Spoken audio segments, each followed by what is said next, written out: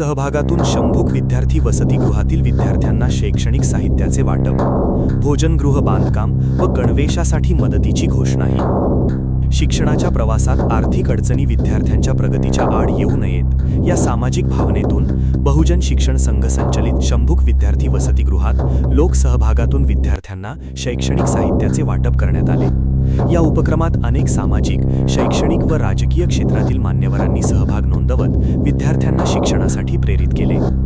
कार्यक्रमात नगरसेवक श्रीनिवास बिहाणी, माजी नगरसेवक व जय माताजी मित्रमंडळाचे अध्यक्ष राजेश अलग, RPIचे उत्तर अहिल्यानगर जिल्हाध्यक्ष सुरेंद्र भाऊ थोरात तसेच जिल्हा परिषदेचे माजी सभापती बाबासाहेब दिघे यांच्या हस्ते विद्यार्थ्यांना शैक्षणिक साहित्याचे वितरण करण्यात आले। प्रत्येक विद्यार्थ्याला 12 वह्या, school bag, compass box, writing pad, pen, pencil, शिसपेन्सिल, पाण्याची बाटली आदी साहित्य देण्यात आले। यावेळी सोमय्या हायस्कूलचे चेअरमन संजय छल्लारे, नगरसेविका वैशालीताई चव्हाण, मिशन वात्सल्य शासकीय समितीचे सदस्य मिलिंद कुमार साळवे, परिवर्तन फाउंडेशनचे सचिव मेजर कृष्णा सरदार, आवाज जनतेचा न्यूज चॅनलच्या संपादिका विजयाताई बारसे, संसिद्धी प्रतिष्ठानच्या सचिव राधिकाताई करवा, विद्रोही सांस्कृतिक चळवळीचे सचिव डॉक्टर जालिंदर घिगे तसेच सामाजिक कार्यकर्ते AP बनसोडे यांची प्रमुख उपस्थिती होती। कार्यक्रमाची सुरुवात विद्यार्थ्यांनी सादर केलेल्या परिवर्तनशील स्वागत गीताने झाली। त्यानंतर वसतिगृह प्रमुख अशोक दिवे यांनी प्रास्ताविकातून वसतिगृहाच्या कार्याचा आढावा घेतला। उपस्थित मान्यवरांनी विद्यार्थ्यांना शिक्षणाचे महत्त्व पटवून देत कठोर परिश्रम, शिस्त आणि जिद्दीच्या बळावर यश संपादन करण्याचे आवाहन केले। कार्यक्रमात अनेक महत्त्वपूर्ण घोषणा करण्यात आल्या। नगरसेवक श्रीनिवास बिहाणी यांनी वसतिगृहातील सर्व विद्यार्थ्यांना गणवेश देण्याची घोषणा केली। तसेच कृष्णा कलेक्शनचे संचालक झवर यांनी वसतिगृहाच्या भोजनगृहाच्या बांधकामासाठी आवश्यक स्टील देण्याचे जाहीर केले। याशिवाय विविध मान्यवरांनी भोजनगृहाच्या उभारणीसाठी आर्थिक व अन्य स्वरूपात सहकार्य करण्याचा शब्द दिला। आवाज जनतेचा न्यूज चॅनलच्या संपादिका विजयाताई बारसे यांनी विद्यार्थ्यांना मार्गदर्शन करताना परिस्थिती कितीही कठीण असली तरी शिक्षणाच्या जोरावर आयुष्य घडवता येते। विद्यार्थ्यांनी आई-वडिलांचे, वसतिगृहाचे आणि समाजाचे नाव उज्ज्वल करण्यासाठी प्रामाणिकपणे अभ्यास करावा असा प्रेरणादायी संदेश दिला। कार्यक्रमास बहुजन टायगर फोर्सचे अध्यक्ष संजू भाऊ रुपट्टके, बैतूशिफा हॉस्पिटलचे संचालक डॉक्टर सलीम शेख, भाजप अल्पसंख्याक शहराध्यक्ष आसिफ भाई पोपटिया, बहुजन वंचितचे संतोष त्रिभुवन, रंभाजी कोळगे, रामदास आढाव, वसंत पवार, शाहीर भीमराव कदम, कवी आनंदा साळवे, शाहीर नरवडे, दादासाहेब बनकर, मातृपितृछाया प्रतिष्ठानचे अध्यक्ष उत्तमराव शेलार, कविता दिवे, सिद्धार्थ दिवे, हबप अरुण कुऱ्हे सर तसेच विद्यार्थी, पालक आणि नागरिक मोठ्या संख्येने उपस्थित होते। लोकसहभागातून राबवण्यात आलेल्या या उपक्रमामुळे विद्यार्थ्यांना शैक्षणिक साहित्याची मोलाची मदत मिळाली असून समाजातील विविध घटकांनी शिक्षणासाठी पुढाकार घेतल्याचे प्रेरणादायी उदाहरण या कार्यक्रमातून पाहायला मिळाले। या शंभूक विद्यार्थीगृहाला जी काही मदत लागल ती करण्याचं काम, तो विडा, ती जबाबदारी आम्ही स्वीकारली आहे आणि ती इथून पुढे देखील करत राहू सर।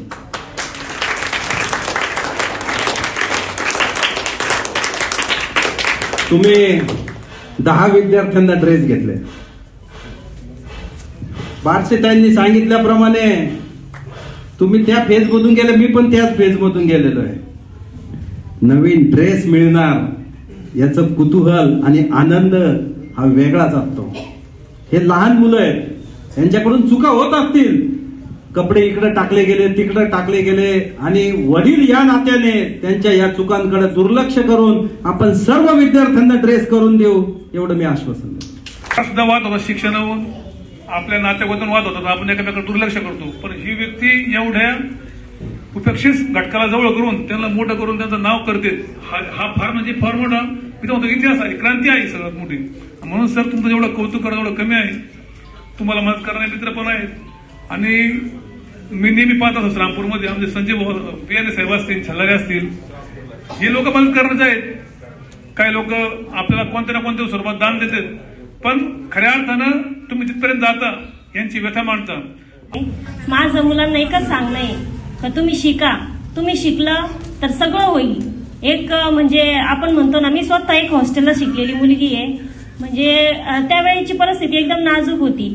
तुम्हाला तरी सर म्हणताय का, समजा तुम्ही शाळेचे कपडे इकडे फेकता तिकडे फेकता, आम्हाला 3 वर्षातून एकदा ड्रेस भेटत होता।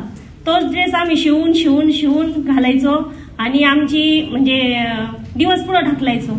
आई वडील पण लवकर भेटायला येत नव्हते, काय नव्हते. आई वडील पण स्वतःच आता म्हणजे त्यांचं एकदम वेगळंच हे होतं. त्यांना यायला टाइम नसायचा. मम्मी दुसऱ्याच्या हाताखाली कामाला जायची. आपले आई वडील आपल्यासाठी काय करताय काय नाही याची जाणीव ठेवून तुम्ही पुढचं तुमचं फक्त भवितव्य घडवा, माझी एवढीच इच्छा आहे. आणि मान्यवर कार्य पाहत आलेली आहे. गेल्या 10 वर्षापासून जास्त ओळख झालेली माझी आणि दिवे सरांची आणि मॅडमची.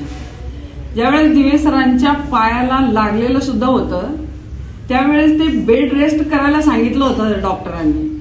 तरी दिवे सरांची इतकी धडपड, इतकी कामाची बापरे, म्हणजे शक्यच नाही, इतकं कोणी करू शकत नाही. एक जरी आई वडील जरी राहिले घरामध्ये तरी मुलगा 10 वर्षाचा जरी राहिला तरी त्यांना ते सरळपणे सांगू शकता, तुझं तू बॅगावर, तुझं यावर त्यावर.